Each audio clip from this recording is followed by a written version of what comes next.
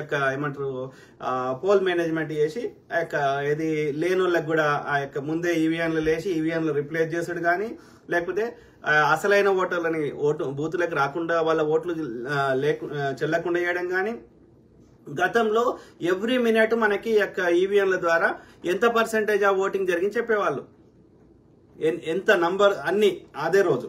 ఇప్పటికి 2 రోజులైనా చెప్పారు. ఇప్పుడు అర్థమైందా? నెల రోజులు స్ట్రాంగ్ రూమ్ ఉంటాయి. మరి దానికి ఆధార్ కార్డు లింక్ ఉండదు. సో అట్లనే ఆ స్ట్రాంగ్ రూమ్లలో ఏమైతుందో ఎవరికి తెలియదు. అంటే మోసం చేసి అట్లనే ప్రజల యొక్క జీడిపి పెరిగింది అంటారు. ఎవరిది పెరిగింది, ఎక్కడ పెరిగింది? తలసరి ఆదాయం పెరిగింది. తలసరి ఆదాయం పెరిగినా సామాన్యుడు పెరిగినట్టు కాదు. అర్థమైందా? సో అట్లా ఏ రకం ధరల ఆకాశాన్ని అంటున్నాయి. ఆదాయము ధరలు పెరిగి అంటే ఆదాయం పెరుగుతలేదు. ఒక గతంలో తక్కువ